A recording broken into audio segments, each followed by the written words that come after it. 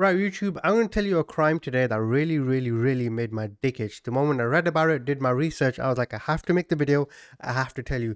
There'll be some cursing, there may be some swearing, so if you don't like it, look away now. No need to be so soft. Now, on November the 12th, 1996, Amy Grossberg, she went into labor in her dorm room in the state of Delaware. She was in pain and she was terrified. She couldn't go to the hospital. She was only 18, and for the previous 9 months, she spent that time hiding the pregnancy from her parents. And she did this because she was probably too afraid to shatter her family's image of this nice suburban rich family, and how they had the perfect, lovable, autistic daughter. So as she's feeling these pains before she goes into labor, she calls the baby's father, Brian Peterson Jr., who was also 18. He was in Gettysburg College in Philadelphia. He arrived around 3 hours later in his Toyota car, which makes sense. Delaware and Philadelphia, it is about a 3-hour drive. He then took her to a nearby motel and he paid $52 for a room. And what happened next really made my blood boil. Now, the police said a healthy baby boy, 20 inches long, weighing 6 pounds and 2 ounces, was born toward morning. Brian, he told the authorities he took the baby, he put it in a plastic bag, and then he dumped the baby in a dumpster. Upon doing this, they then returned to the colleges. Brian went and he stopped at a car wash, and he probably did this so he can clean the car because there may have been blood and all that stuff all over it. And then they hoped that their lives would carry on as normal, nobody would ask any questions, and they could move on from this unfortunate incident. Now, the next day, the police said they found this body in a dumpster. Now, the next day, police said that they found the infant. It appeared the infant, his skull and his brain was crushed and he was shaken to death. Amy and Brian were charged with murder. And if convicted at the time, the Attorney General in Delaware said they will seek the death penalty. Now, what's crazy about this is there's not many crimes you hear from the state of Delaware, but they are very serious regarding their death penalty. If you look at a lot of homicide cases coming from Delaware, there's a high percentage that have been converted to death row. Now, both of these children, they had quite a affluent upbringing. Amy's father had a furniture business and her mother was an interior designer. Brian's mother and father, they ran a video rental business, and I hope for their sake it wasn't Blockbuster. Now, when they both left for college in the summer of 1996, Amy was 6 months pregnant at the time. Brian, he made the 3-hour trip from Gettysburg to Delaware every other weekend.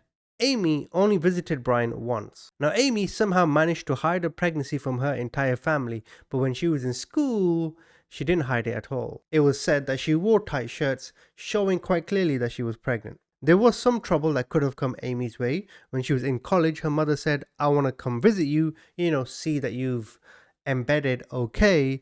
But Amy brushed it off saying, oh mother, I won't be at college that week, I'll be out visiting friends. And it's pretty clear Amy at that time, who was now 8 months pregnant, just couldn't face her mum. Now, on November the 12th, around 12:45 a.m, Amy was in her dorm room and her water broke and she wasn't quite sure what was happening. Now, according to the police report, she calls Brian and she says, something is bothering me and maybe I'm going into labor. He then arrives 3 hours later and they drive past several motels before they finally find a Comfort Inn where they book a room. They checked in around 3:10 a.m. and then an hour later, that's when Amy gave birth. And then at 5 a.m. they checked out and they went back to their dorm room. Then they slept for like a couple of hours and that's when Brian makes his way back to Philadelphia. And I think to myself, Brian, you fucking idiot. You just killed your son. And now you're going to drive back to Philadelphia as if nothing had happened?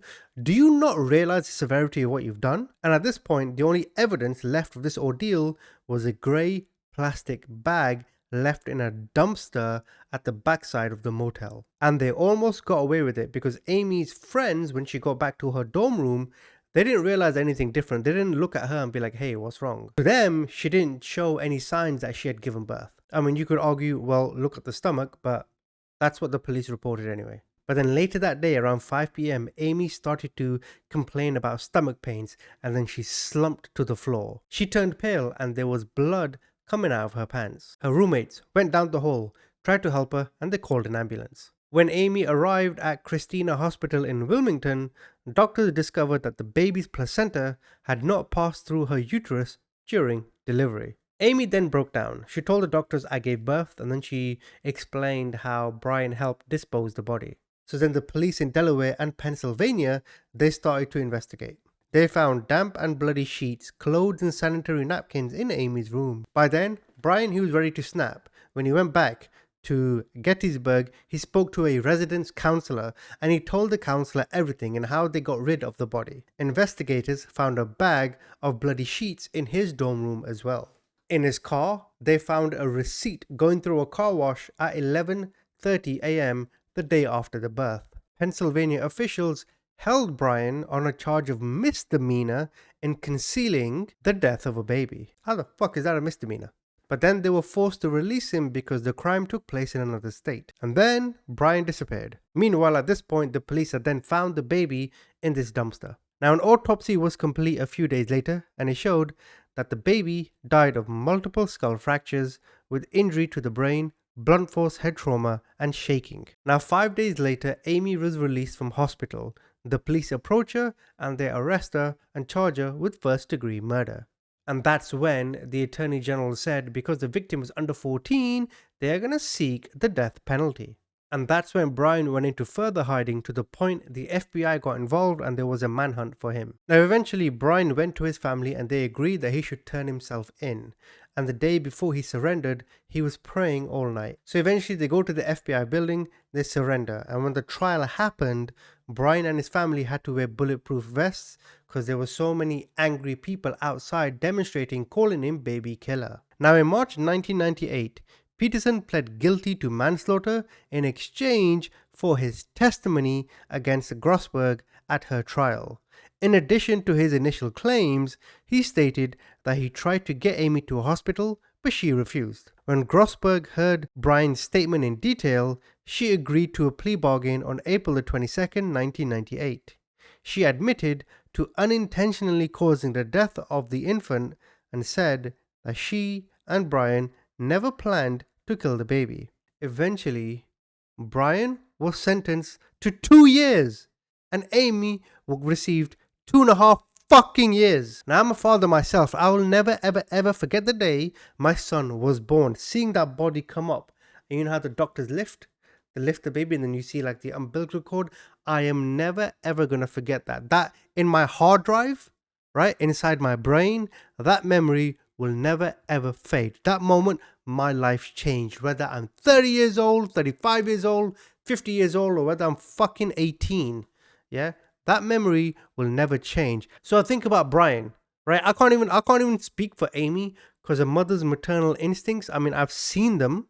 I've seen my mother, you know, she's fantastic, right? Raising me. So I know what a mother's maternal instincts are like. And Amy, what the fuck are you doing? But Brian, you piece of shit. How dare you get this girl pregnant and then you go and you murder this infant? Not even a day old. Not even a day old. Never had his first drink. Never had his first meal. We don't even know if it, the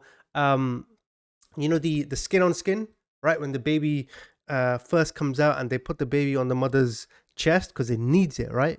Like this child didn't even have a single hour recorded of its own life. And these two sorry excuses for human beings only received 2 years? How do you go from the death penalty to 2 years? Fucking idiots. Comment. Tell me what you think.